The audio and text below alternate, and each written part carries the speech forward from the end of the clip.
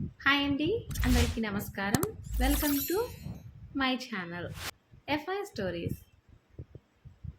ముందుగా ఛానల్ని సబ్స్క్రైబ్ చేసుకోండి. వారం రోజులైంది కొత్త సినిమా వచ్చింది. నన్ను బాబుని తీసుకెళ్ళండి అని ఎన్నిసార్లు అడగాలి? ఈరోజు సండే కదా, తీసుకెళ్తారా లేదా? నాకు చిన్న పని ఉందే అని చేతిలో ల్యాప్టాప్ పట్టుకొని చెప్తున్నాడు. మీకు నాపై ప్రేమ తగ్గిపోయిందండి. అనవసరంగా మా వాళ్ళు మీకు ఇచ్చి చేశారు.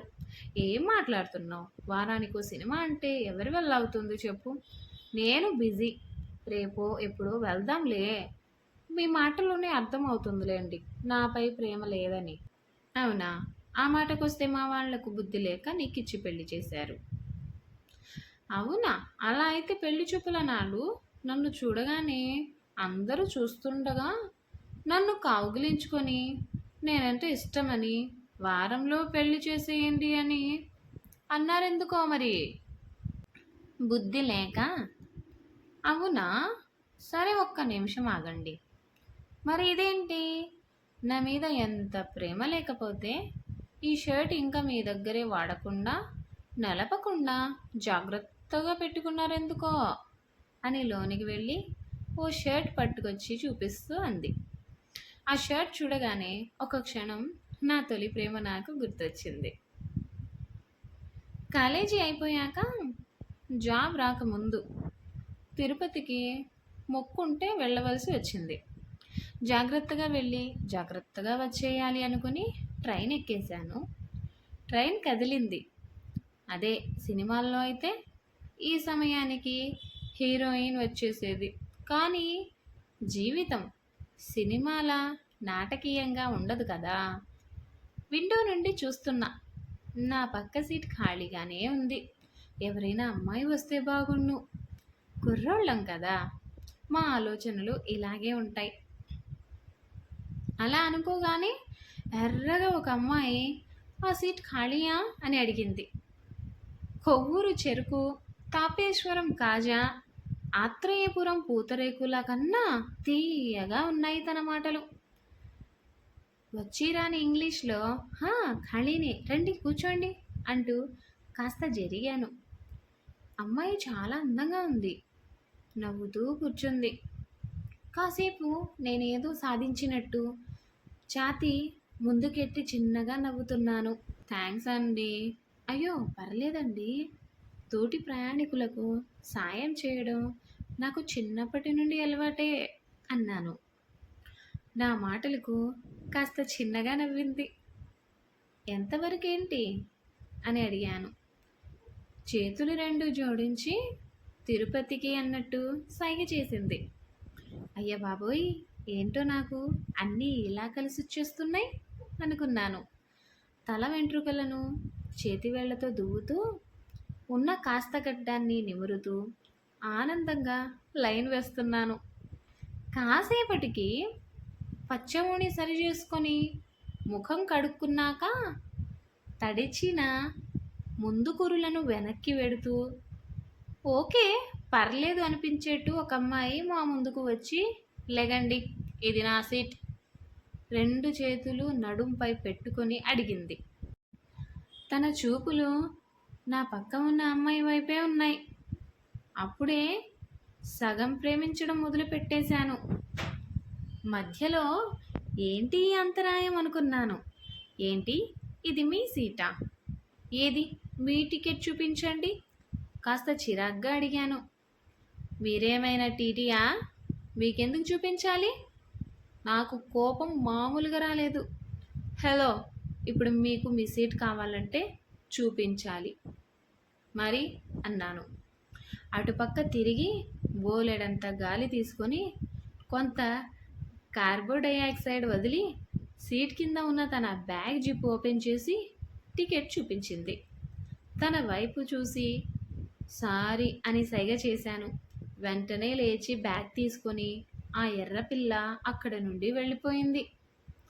తర్వాత ఆ పచ్చమూని అమ్మాయి నా పక్కనే కూర్చొని చిప్స్ తింటుంది. ఆ కర్ర కర్రమనే శబ్దం ఇంకా చిరాకు తెప్పిస్తుంది. ఒళ్ళు మండిపోయింది. తిరుపతి వెళ్ళేలోగా మంచి కాలక్షేపం అనుకున్నాను. దీనివల్ల ఛ చాలా వరకు చిరగ్గానే ఉన్నాను. కొంత నా వైపు తను కూడా చిరాకుతోనే ఉంది. మా వయసుకు దగ్గరలో ఉన్న వాళ్ళు ఎవ్వరూ లేరు. తన వైపు చూశాను, తను నా వైపు చూసింది. అన్నట్టు మూతి తిప్పి మరీ చూడలేదు. కాసేపటికి అకస్మాత్తుగా కేర్ కేర్ అని ఓ చిన్న పాప ఏడుపు మా భోగి నుండి వినిపించింది. అందరి నిశ్శబ్దాన్ని లాగేసుకున్న పాప ఏడుపు ఊరుకోబెట్టాలి అని దగ్గరలో ఉన్నవాళ్ళు అందరూ ప్రయత్నించారు. మరి అదేం మహత్యమో నాకు తెలీదు. ఆ పాపను నేను అలా ఎత్తుకోగానే ఏడుపు ఆపేసింది. అవును, నేను విజయం సాధించాను. మా అమ్మ నాకు పెట్టిన పేరు ఇప్పుడు జస్టిఫికేషన్ జరిగింది అన్నట్టు నవ్వుతున్నాను గర్వంగా. మరి కాదా? ఎవరి వల్ల కాని పాప ఏడుపుని ఆపేశాను కదా.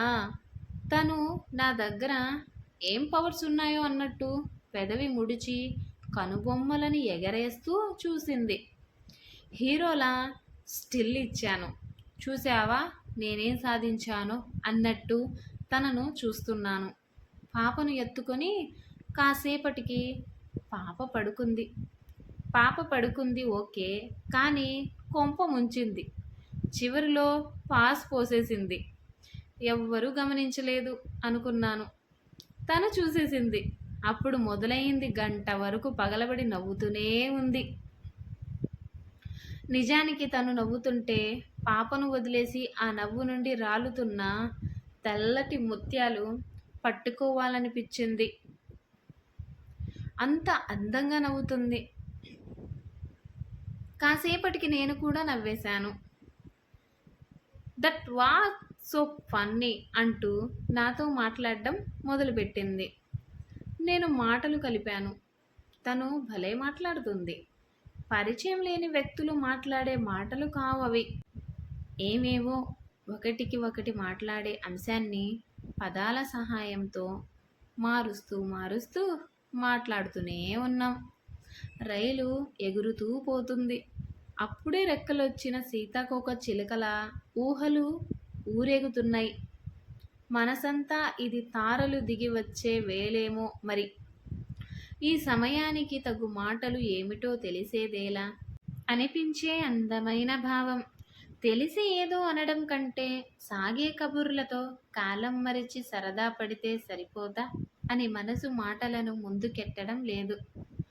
రాత్రి తినే సమయం వరకు మా మాటల ఇంధనంతో కాలంతో పాటు రైలును వేగంగా లాక్కొచ్చేశాం.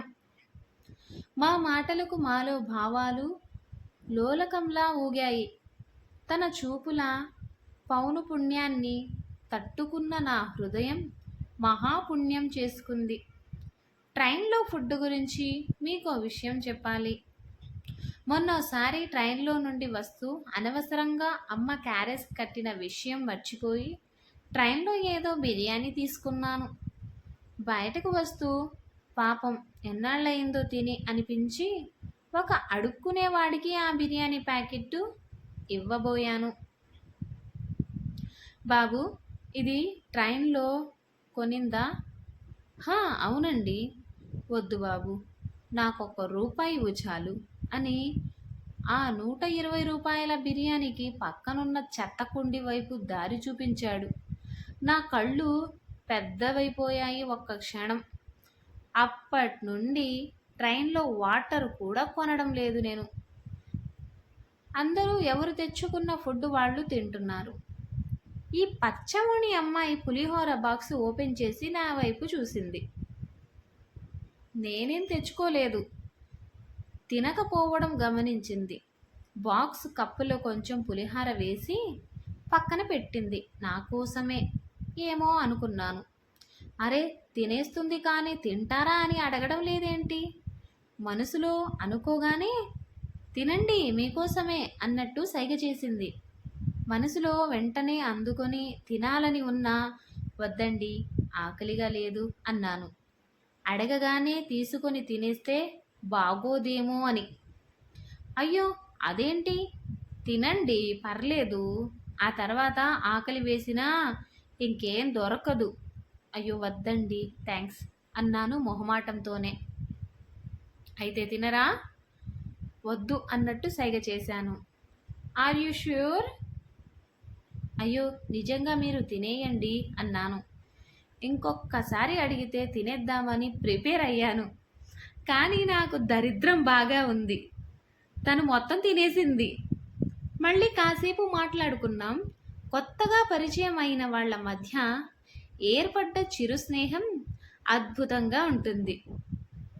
కొంత సరిహద్దుల్లో ఉంటే చనువు, అప్పుడే ఏర్పడే నమ్మకం, అందమైన అభిమానం, పొరపాటున కూడా ఈ అందమైన స్నేహాన్ని మరిచిపోకు నేస్తమా. నేనేదో భ్రమలో నీ స్నేహాన్ని పొద్దున్న మర్చిపోతే చిన్నగా నవ్వుతూ నేను పోగొట్టుకున్న నన్ను వెతికి పెట్టు మనసులో అనుకుంటూ తననే చూస్తూ ఉన్నాను. అక్షరం రాని వాడు ప్రేమిస్తే కవితలు రాయడం ఏంటి? నవ్వుకునేవాడిని తేలిక, కానీ ఇప్పుడే తెలుస్తుంది ప్రేమ గొప్పదేమోలే. మెరిసే వెన్నెలలా తన నవ్వు చాలా బాగుంది. అది చూస్తుంటే నాకు ఇంకా బాగుంది. నిద్ర వస్తుంది. మీకు రేపు ఉదయం 5ంటికి మెలకువ వస్తే నన్ను మేల్కొల్పండి అంది. ఓ తప్పకుండా అన్నాను. టైం 12 దాటింది. అప్పుడు మొదలయ్యింది అసలు కథ. తను పడుకుంది. నేను కోపాన్ని అయినా ఆపుకుంటానేమో కానీ ఆకలికి ఆగలేను. ట్రైన్ ఏదో స్టేషన్ దగ్గర ఆగింది. దిగి చూశాను. తినేవేవి అక్కడ లేవు. ట్రైన్ ఎక్కేశాను. టైం 2 అవుతుంది. అంతా బాగా నిద్రలో ఉన్నారు. కడుపులు ఏదో అవుతోంది. చాలా చాలా ఆకలిగా ఉంది. పచ్చి గడ్డైనా పరమాన్నమే. ఈ సమయంలో అటూ ఇటూ తెగ తిరిగాను. ఆకలికి గింజుకున్నాను. మా అమ్మ నేను ఆకలికి ఆగలేను, తిండిపోతుని అని చాలా ఎక్కువ కట్టేసింది అని ఇంతకు ముందు మాటల మధ్యలో తను అన్న మాటలు గుర్తొచ్చాయి. మెల్లగా తన బ్యాగ్ వైపు చూశాను. ఇంకా తినడానికి ఏమైనా ఉంటుందేమో అని. ఎదురుగా పడుకున్న తన వైపు చూశాను. వెంటనే బ్యాగ్ వైపు చూశాను. నువ్వేం చేస్తావో నాకు అనవసరం. నువ్వెలా పోతే నాకేంటి?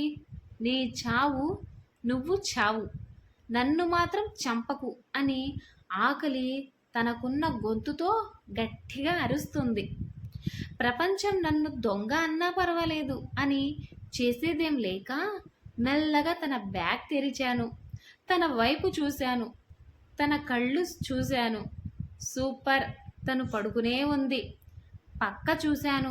అందరూ గాఢ నిద్రలో ఉన్నారు. నిశ్శబ్దం గోల చేసేస్తుంది. ఆ పాప కూడా పడుకుంది. మెల్లగా బ్యాగ్ జిప్పు ఓపెన్ చేశాను. ఏవో 2-3 బాక్సులు ఉన్నాయి. బరువుగా ఉన్న బాక్స్ తీశాను. తిరుపతి వెంకన్న స్వామి కనిపించాడు. చపాతీ, బంగాళదుంప కూర రూపంలో కళ్ళకు అద్దుకొని తింటున్నాను. త్వరగా తినేస్తే బెటర్ అని గబగబా తింటున్నాను. తన వైపు చూశాను. అమ్మయ్య, తను పడుకునే ఉంది. 5 చపాతీలు మొత్తం తినేస్తున్నాను. అప్పుడు అస్సలు ఊహించనిది జరిగింది. తేలుకుట్టిన దొంగ సైలెంట్గా ఉంటాడేమో కానీ అదే దొంగకు ఎక్కిళ్ళు వస్తే అస్సలు కష్టం. అదే జరిగింది. జిక్ జిక్ ఎక్కిళ్ళు వస్తున్నాయి. కంటికి దగ్గరలో నీరు కనబడడం లేదు. కంటి నుండి నీళ్లు వచ్చేలా ఉన్నాయి. అటు ఇటు చూశాను. అటు ఇటు పోయాను. నీడ లేదు. ముఖం ముందు నీళ్ల బాటిల్ ప్రత్యక్షమయ్యింది. వెంటనే తాగేశాను. వెక్కిళ్ళు నోరు మూసుకున్నాయి. బాటిల్ ఇచ్చింది తనే అని ఆ తర్వాత అర్థమయ్యింది. సారీ కూడా చెప్పలేకపోయాను. తల కిందకి వంచి సైలెంట్గా ఉన్నాను. అయ్యో, ఇంత ఆకలి దాచుకొని అంత మొహమాటం ఏంటో. ఎలా ఉన్నారండి అసలు అట్లా అంది నవ్వుతూ. అమ్మయ్య, కోపడలేదు. ఎంత మంచిది. క్షమించండి, తప్పుగా అనుకోవద్దు. వేరే దారి లేక ఇలా చేశానండి. అయ్యో పర్లేదండి. ఆకలి తీరిందా? పై జిప్పులో పూతరేకులు కూడా ఉన్నాయి. మళ్ళీ ఆకలేస్తే తీసుకోండి. నీళ్లు సిద్ధం చేసుకోండి అని చెప్పి పడుకుంది. ఇంత బాగా మాట్లాడిందో. ఇది చాలదా కుర్రాళ్లకు? నిద్రపోనివ్వకుండా చెయ్యడానికి? మంచి నవ్వు, మంచి మాట, బలహీనమైన మనస్సు, తేలిగ్గా ప్రేమలో పడిపోయింది. నిద్రిస్తున్న చీకటిలో పండు వెన్నెల లాంటి తనని చూస్తూ ఆ అమృతం లాంటి పూతరేకులను తింటూ తింటూ అలా రాత్రి మొత్తం ఉండిపోయాను. సాయంత్రం పరిచయం, రాత్రి సన్నివేశం మధ్యలో మా మాటలు ఉదయానికి మమ్మల్ని మంచి స్నేహితులను చేశాయి. నా కళ్ళ ముందు తను కళ్ళు మూసుకుని ఉంది. తన కలలో ఉన్నది నేనేనేమో చిలిపిగా ఊహించుకోవడం అన్యాయం కాదుగా. తెల్లవారింది. ఇద్దరం కలిసే తిరుపతి గుడికి వెళ్దామని స్టేషన్ నుండి బయటకు వచ్చాము. గుడి లోపలకు కూడా వెళ్తున్నాం. మాటల మధ్యలో కాసేపటికి ఏవండి ఏవండి ఏంటండి అండి మీ పేరు చెప్పండి అని తనను అడిగాను. ఈ పరిచయం వ్యర్థమైనదే. దర్శనం అయిపోయాక ఎవరి దారి వాళ్ళదేగా. ఆ మాత్రానికి పేరుతో పనేంటండి? అసలు ఆ అమ్మాయిలు ఉన్నారే, అప్పటి వరకు బాగానే ఉంటారు. ఉన్నట్టుండి వాళ్ళకేదో అవుతుంది. అస్సలు పరిచయం లేనట్లు ప్రవర్తిస్తారు. ఆడ గజినీలు. అదేంటండి అలా అనేశారు? నిన్న కాస్త పరిచయం అయ్యిందిగా. సాయంత్రం రాత్రి కూడా బాగానే మాట్లాడారుగా. అండి అనలేకపోతున్నా అండి. మీ పేరు చెప్పండి. క్యూలో ఉన్న తను ఆగి అటు ఇటు నెమ్మదిగా చూసి, అలా అయితే నా పేరు పద్మావతి. మీ పేరు వెంకటేశ్వర స్వామి. ఓకేనా? మనం ఎవరి దారిన వాళ్ళ వెళ్ళే వరకు అవే మన పేర్లు. మంచి ఆలోచన. లైన్ కదిలింది. ముందుకు పదండి అన్నాను. కాసేపు అలా నడుస్తూ ఉన్నాం. మొదటిసారి అనిపించింది క్యూ లైన్ ఇంకొన్ని కిలోమీటర్ల దూరం ఉంటే ఎంత బాగుండు అని. అక్కడ మైక్లో చెప్తున్నారు, ఈరోజు చాలా మంచి రోజు. స్వామివారిని పద్మావతి అమ్మవారు కలుసుకుని ప్రేమించిన రోజు. వినేవాళ్ళు ఉంటే భారతమంతా చెప్తారు. నవ్వుతూ తనకు వినిపించేలా అన్నాను. చేతులు ఇలా పెట్టండి. కొన్ని నమ్మాలి, లేదంటే ఊరుకోవాలి. అంతేకాని వేళాకోళం చెయ్యకూడదు. తప్పు. దండం పెట్టేలా చేతులు చూపించి చెప్తుంది పద్మ. తను నన్ను అలా చనువుగా గసరడం నాకు భలే అనిపించింది. ప్రేమించిన వాళ్ల చేత తిట్టించుకోవాలని ఎవరు కోరుకోరు చెప్పండి. సరే అని చిన్న నవ్వుతో తల ఊపాను.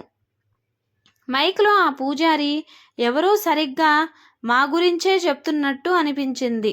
స్వామివారు అమ్మవారిని కొంటెగా చూడటం, అలా సిగ్గుతో అమ్మవారు తల వంచడం అంతా మా మధ్య, మా చూపుల మధ్య, మా భుజాల మధ్య జరిగే సంఘటనలే.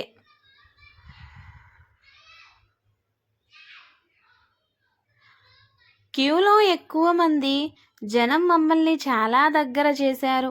ఒకరి ముక్కు ఒకరికి తగిలేంత దగ్గరగా వచ్చేశాం. ఊపిరి అందట్లేదు. ఇద్దరం ఏమీ మాట్లాడట్లేదు. తన కళ్ళు నా కళ్ళు ధనావేశానికి రుణావేశం తోడైనట్టు కాసేపు అలా చూసుకొని ఉండిపోయాం. కాసేపటికి అంతా సర్దుకుంది. అక్కడ వెంకటేశ్వర స్వామి, పద్మావతి పేర్లు కనిపించాయి. కాసేపటికి తను నా వైపు చూసి నవ్వింది. నేను కూడా మీతో చెప్పడానికి సిగ్గెందుకు, కూల్గా సైలెంట్గా లైన్ వేస్తున్నా. ఆ వెంకటేశ్వర స్వామి ఆ పద్మావతి దేవిని ఎలా ప్రేమలో పడేశాడో తెలిస్తే బాగుండు. బయటకు వచ్చేశాం. అఖండమైన అద్భుతమైన దేవాలయం చక్కటి అనుభూతిని ఇచ్చింది. స్వామి దర్శనం బాగా జరిగింది కదా. కానీ దేవీ దర్శనం నాకు సరిగ్గా జరగలేదు. తననే సూటిగా చూస్తూ అన్నాను. కానీ దేవీ దర్శనం నాకు సరిగ్గా జరగలేదు. తననే సూటిగా చూస్తూ అన్నాను. తను ఏం మాట్లాడలేదు. మౌనంగా ఉంది. ప్రసాదం తీసేసుకుని తిరిగి వస్తున్నాం. తిరుపతిలో నా ఫ్రెండ్ ఉంది. తనని కలిసి వెళ్తాను. మీరు వెళ్ళిపోండి అంది. తిరిగి వెళ్ళే జర్నీలో తనని ఎలా అయినా ప్రేమలో పడేయాలని అనుకుంటే ఇలా అంది ఏంటబ్బా. అర్రే, సరిగ్గా నాకు కూడా తిరుపతిలో ఓ ఫ్రెండ్ ఉన్నాడు. మీ ఫ్రెండ్ ఉండదెక్కడా? మధు, హే మధు అంటూ తన ఫ్రెండ్ తనను మేమున్న చోటే కలిసింది. కొంచెం వెనక్కి జరిగాను. కాసేపటికి నా దగ్గరకు వచ్చి, సరే అండి, నైస్ టు మీట్ యూ అంది. అబ్బా, ఆ నవ్వు చంపేస్తుంది కదా. నాకు తన మాటలు అర్థమయ్యాయి. నన్ను పొమ్మంటుంది, కానీ తన కళ్ళు చూస్తుంటే అర్థమవుతుంది నేను కూడా తనకు నచ్చానని. కేవలం అమ్మాయిలకు మాత్రమే సాధ్యం విశ్వమంత ప్రేమ కేవలం కళ్ళతో చూపించడం. దేవుని గుడి వైపు చూసి చేతులు జోడించి మొక్కుకున్నా. థ్యాంక్స్ స్వామి, నీకై వస్తే నాకు ప్రసాదంతో పాటు ప్రేమను కూడా ఇచ్చావు. నేను ఇప్పుడు తనకి ప్రపోజ్ చేస్తా, నువ్వే ఒప్పించాలి అని మొక్కాను. మేము మాత్రమే లేము కదా, చాలామంది జనం ఉన్నారు. ఠక్కున తాను మాయమైపోయింది. అటు పరిగెత్తా, ఇటు పరిగెత్తా. చాలా సమయానికి అర్థమయ్యింది తను తప్పిపోలేదు, తప్పించుకుపోయింది అని. ఛా, ఎన్ని కలలు కన్నాను. అదృష్టవశాత్తు గుండు కొట్టుకోలేదు. దురదృష్టవశాత్తు ఆ దేవుడే నాకు గుండు కొట్టాడు. చాలా నిరుత్సాహంగా వచ్చిన దారిలోనే ఇంటికి వచ్చేశాను. ఆ తీపి జ్ఞాపకాలు మనసులో, తిరుపతి ప్రసాదం బ్యాగ్లో పెట్టుకొని ఆ తర్వాత జాబ్, పెళ్ళి అలా అలా కాలంతో అయిపోయాయి. పిచ్చిదానా, నువ్వంటే నాకెప్పుడూ ప్రేమేనే. రెడీ అవ్వం, మూవీకి వెళ్ళిపోదాం అన్నాను. ఎంతో మురిసిపోయి ముద్దిచ్చి ముస్తాబు అవ్వడానికి లోనికి వెళ్ళిపోయింది మధు.